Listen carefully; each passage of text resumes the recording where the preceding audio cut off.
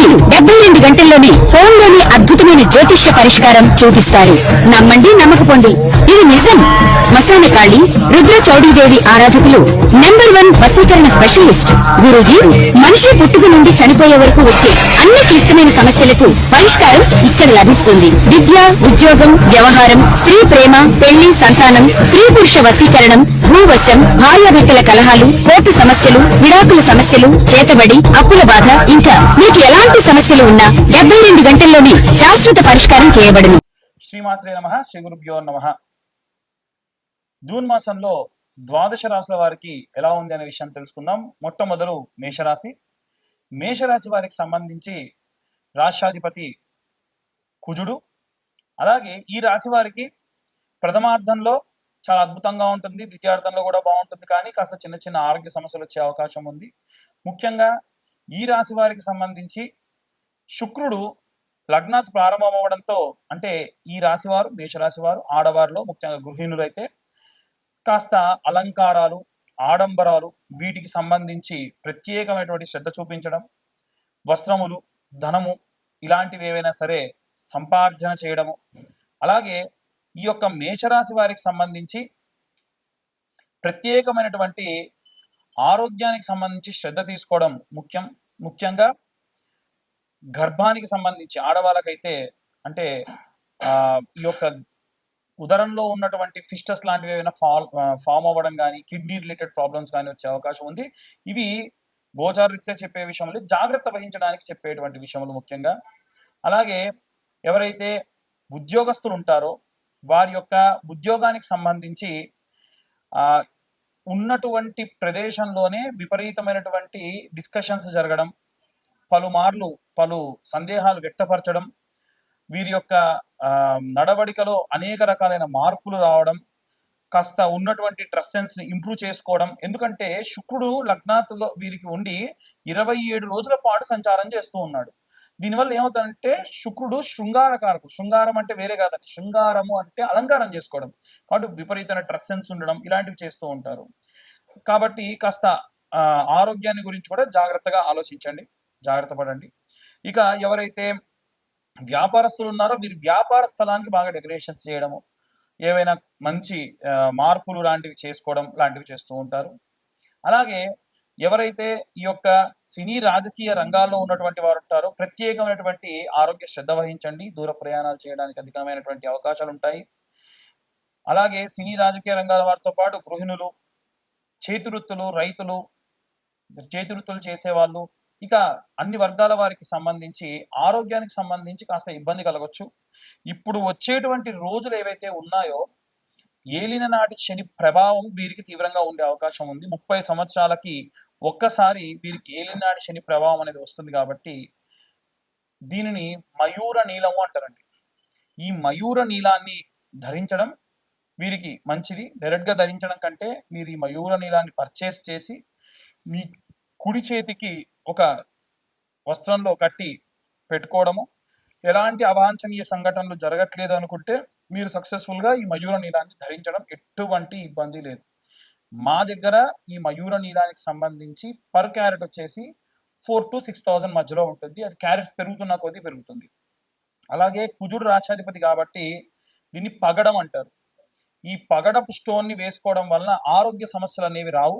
ఈ పగడానికి సంబంధించి ఒక క్యారెట్ 2,000 రూపీస్ ఉంటుంది.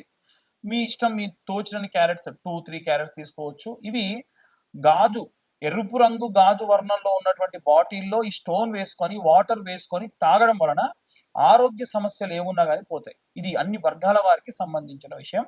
ఇక అన్ని వర్గాల వారు ఎలాంటి రెమెడీస్ తీసుకోవాలి, ఎలాంటి మంత్రపఠనం చేయాలనే విషయాన్ని ఇప్పుడు మనం తెలుసుకుందాం. మనకున్నటువంటి ఈ యొక్క ద్వాదశ రాశులలో మనం చూసుకున్నట్టయితే మేషరాశి వారికి వచ్చే రోజుల్లో ఏలినాటి శని ప్రభావం ఉంది. అలాగే మీనరాశికి ఏలినాటి శని నడుస్తుంది. మకర, కుంభరాశులకి ఏలినాటి శనికి సంబంధించినటువంటి ఉపశమన కాలంలో ఉన్నారు. వీరే కాకుండా మిథున రాశి వారికి అర్ధాష్టమ శని, తులారాశి వారికి అష్టమ శని ప్రభావాలు చాలా తీవ్రంగా ఉన్నాయి. కాబట్టి వీరి నుండి బయటపడాలి అని అంటే మనందరం కూడా మన ఇంట్లోనే చేసుకునేటువంటి అద్భుతమైనటువంటి రెమెడీస్ ఉన్నాయి. ఏమిటి అని అంటే ఇప్పుడు నేను చెప్పేటువంటిది ఈ కేవలం 6 రాశుల వారే కాకుండా మిగిలిన 6 రాసుల వాళ్ళు కూడా చేసుకోండి. ఎందుకంటే మీ జాతకంలో శని నీచంలో ఉన్న, ఒకవేళ మీ జాతక రీత్యా అంటే ఇప్పటివరకు మనం చెప్పింది గోచార రీత్యా చెప్పినటువంటి విషయంలో స్వతహాగా మీ జాతక రీత్యా గనక మీకు శని నీచంలో ఉన్న, లేదా మీ ఇంట్లో ఎవరికైనా సరే శని నీచంలో ఉండి మిగిలిన వారందరికీ శని ఉచ్చంలో ఉన్నా సరే చాలా రకాలైనటువంటి ఇబ్బందులు వస్తాయి. అవన్నీ పోవాలి అనంటే ఈ రెమెడీ చాలా బాగా వర్కౌట్ అవుతుంది. చాలా సింపుల్ రెమెడీ ఏంటంటే మీ తల్లిగారి యొక్క పాదములు అంటే మీ తల్లిగారిని కూర్చోబెట్టి ఒక బేసన్లో కాస్తంత పుట్టమన్ను లేకుంటే పుట్టమన్నుతో సహా ఎర్రమన్ను కాళ్ళలో అందులో పెట్టించి శుభ్రంగా కాలు కడిగి ఇంట్లో ఎంతమంది ఉంటే అంతమంది తోబుట్టువులు ఆడపిల్లలు మగవాళ్ళు అందరూ, ఆడపిల్లలు సాధారణంగా కాలు పట్టుకోరండి అంటే ఇలాంటి వాటికి సంబంధం లేదు, కాలు పట్టుకోవచ్చు. శుభ్రంగా తల్లిగారి కాలు కడిగి కాలు పక్కకు పెట్టమని చెప్పేసి తను పక్కకు జరగమని ఆ బేసన్లో ఉన్నటువంటి ఆ మట్టి నీళ్లు అన్ని కూడా వంపేసి నీళ్ళ వరకు వంపి మట్టి మొత్తాన్ని కూడా ఎండబెట్టి మెరుపు కాగితం అంటే కాస్త సన్నగా ఒక కుంకుమ కనుక ఎంత మెత్తగా ఉంటుందో అలా ఎండినటువంటి మట్టిని జల్లెడ పట్టుకొని నిత్యము మనం బయటికి వెళ్ళేటప్పుడు అరచేతిలో చిటికెడు వేసుకొని సంపెంగ నూనె కానీ ఏదైనా మధురమైన వాసన వచ్చేటువంటి నూనె దాంట్లో వేసుకొని పెట్టుకున్న తర్వాతకి కాసంత బొట్టు పెట్టుకోవాలి. ఇలా చేస్తే ఏలిన నాటి అర్ధాష్టమ అష్టమ శని ప్రభావాలు, జాతకరీత్యా శని నీచంలో ఉన్న ఉచ్చంలో ఉన్న ఆ దోషములు కూడా పోతాయి. ఎంత అద్భుతమైన రెమెడీ కదా. కాబట్టి ఈ రెమెడీ చేయండి. ఎందుకండి ఆ కాలకున్న మట్టి పెట్టుకుంటే సరిపోతుందా, అట్లా పోతుంది అని అంటే మనందరం కూడా చిన్నప్పుడు మనకు స్నానం పోసినప్పుడు మన తల్లులు ఏం చేశారంటే స్నానం అంతా చేసిన తర్వాతకి తలపై నీళ్లు చుట్టి కాళ్ళ మీద వేసుకొని కాళ్ళకున్న మట్టి తీసి బొట్టుగా పెట్టేవాళ్ళు. ఎందుకు? జాతకరీత్యా బాలారిష్ట దోషములున్నా ఏవైనా సరే అరిష్ట దోషములున్నా ఆ దోషములన్నీ కూడా పోయేట్టుగా చేసేటువంటిది తల్లి పాదధూళి. కాబట్టి వీలైనంత వరకు అందరూ కూడా ఈ రెమెడీని పాటించండి, ప్రశాంతంగా ఉండొచ్చు. ఇదే కాకుండా ఈ జూన్ నెలలో ద్వాదశ రాసుల వారందరూ కూడా అన్ని వర్గాల వారు కూడా చేయదగినటువంటి రెమెడీస్ ఏంటంటే ఆదివారం నాడు ఎరుపు రంగు వర్ణంలో ఉన్నటువంటి ఇంత రిబ్బెన్లా ఉన్నటువంటి క్లాత్ తీసుకొని నవగ్రహాల్లో ఉన్నటువంటి సూర్యగ్రహానికి కప్పండి. అలాగే దీపం చిన్న మట్టి ప్రమిదలు దొరుకుతాయి మనకు ₹2 ₹3 కూడా ఇంత చిన్న మట్టి ప్రమిదలు దొరుకుతాయి. ఎరుపు వర్ణంలో ఉన్నటువంటి వత్తి వేసి ఆవు నెయ్యి లేదా నువ్వుల నూనె వేసి దీపారాధన చేయండి. సోమవారం నాడు వచ్చేసి తెల్లటి వర్ణంలో ఉన్నటువంటి శ్వేతవర్ణం అంటారు సేమ్ రిబ్బన్ క్లాత్ లాగా లేదా ఇంత మందం ఒక క్లాత్ లాగా తీసుకొని చంద్రగ్రహం మెడలో కప్పేసి ఆయన దగ్గర దీపారాధన, అది కూడా ప్యూర్ ఒత్తి తెల్ల ఒత్తితోని ఆవు నెయ్యి మట్టి ప్రమిద కొత్త మట్టి ప్రమిద. అలాగే మంగళవారం నాడు వచ్చేసి ఎర్రటి వర్ణంలో ఉన్నటువంటి వస్త్రాన్ని కుజగ్రహానికి కప్పి ఆ కింద మనం ఒక చిన్న దీపం స్వామివారి దగ్గర, ఇవి ఎక్కడెక్కడ ఉంటాయో నవగ్రహాల్లో రాసి ఉంటాయి. సూర్యుడు మధ్యలో ఉంటాడు. ఆగ్నేయ భాగంలో వచ్చేసి అంటే మనం తూర్పు వైపు చూస్తుంటే ఆగ్నేయ భాగంలో చంద్రుడు ఉంటాడు, దక్షిణ భాగంలో కుజుడు ఉంటాడు. అలాగే ఈశాన్య భాగంలో బుధ గ్రహానికి గ్రీన్ కలర్ వర్ణంలో ఉన్నటువంటి ఆ యొక్క వస్త్రాన్ని కప్పి, నేను రిబ్బన్ అని చెప్తున్నా, మీరు ఒకవేళ పెద్ద జాకెట్ ముక్క కప్పేటువంటి స్తోమత మాకు ఉందంటే చేయొచ్చు, మీ శక్తి కొద్దీ చేయొచ్చు. అంటే నేను చెప్పేది నెల రోజుల పాటు కూడా మనం నిత్యం ఇలా చేయడం మంచిది. కాబట్టి చిన్న చిన్న రిబ్బన్లు అయితే కాస్త ఆర్థికంగా ఇబ్బందులు ఉన్న వాళ్ళు కూడా చేసుకుంటారు అనేది నా ఉద్దేశం. కాబట్టి ఆ పీత వర్ణంలో ఉన్నటువంటి ఆ యొక్క వస్త్రాన్ని కప్పి దీపారాధన చేయండి. ఈ దీపారాధనకు గ్రీన్ కలర్ ఒత్తులు మనకు మామూలుగా నవగ్రహ ఒత్తులు అని దొరుకుతాయి బయట, అవి తీసుకొని మనం వెలిగించుకోవచ్చు. అలాగే జాతకరీత్యా పిల్లలకు సంబంధించి దోషములు ఉన్న వారికైతే బృహస్పతి గ్రహానికి సంబంధించి ఆయన ఉత్తర దిగ్భాగంలో ఉంటాడు. ఈ ఉత్తర దిగ్భాగంలో ఉన్నటువంటి బృహస్పతి మెడలో మనం ఈ యొక్క గోల్డ్ కలర్ వర్ణంలో ఉన్నటువంటి జాకెట్ ముక్కను కప్పి చిన్న దీపాన్ని వెలిగించేసి దీపారాధన చేయండి. వీలైతే అందులో ఒక 2 శనగలు వేయండి. అలాగే ఈయన ఉత్తర దిగ్భాగంలో ఉంటాడు. తూర్పు దిగ్భాగంలో మధ్యలో ప్రాచ్య దిగ్భాగము ఇంద్రప్రస్థ స్థానము అంటారు.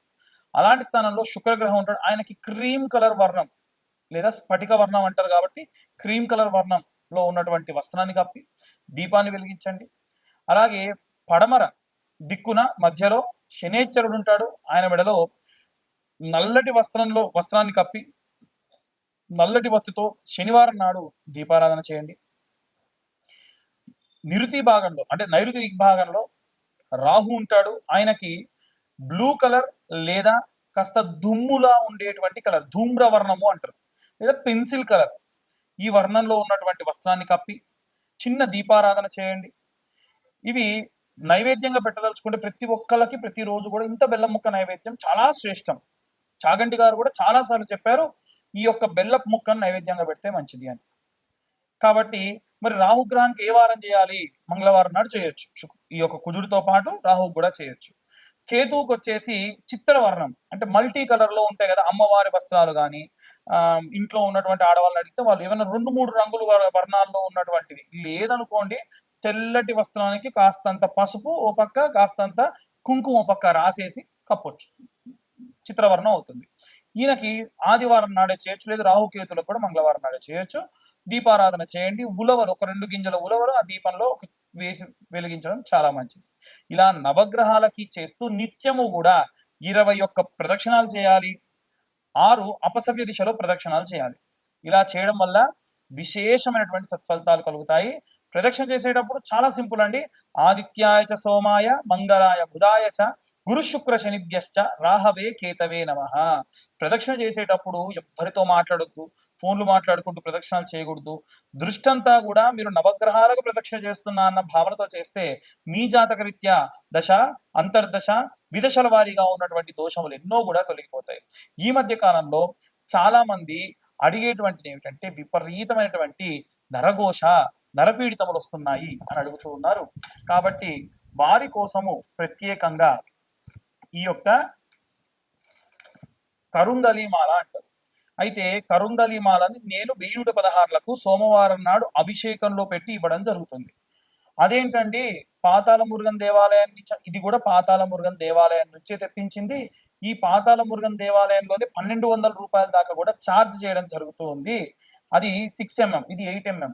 వారికి ఎవరైతే సప్లై చేస్తున్నారో వారే మనకి కూడా ఇస్తున్నారు. వారు దేవాలయానికి కట్టాల్సినటువంటి డబ్బులు ఉన్నాయి కాబట్టి, పూజకు కట్టాల్సిన డబ్బులు ఉన్నాయి కాబట్టి వారికి ఎక్కువ, మనకు మాత్రం ఆ ధనం అనేటువంటిది లేకుండా 800 నుంచి కాస్త అటు ఇటుగా మనకు వస్తున్నాయి కాబట్టి నేను 1116 ఛార్జ్ చేసి పూజ చేసి మీ అందరికీ అందించడం జరుగుతుంది. గోచార రీత్యా చెప్పేటువంటి విషయాలు మాత్రమే ఇవన్నీ. పూర్తిగా మీ జాతకం విశ్లేషణతో కావాలంటే మీ పేరు, మీ date of birth, time, place కింద ఉన్న నెంబర్కి వాట్సాప్ చేయండి. పూర్తిగా జాతకం గురించి విశ్లేషణగా తెలుసుకోండి. సర్వే జనా సుఖినో భవంతు. స్వస్తి.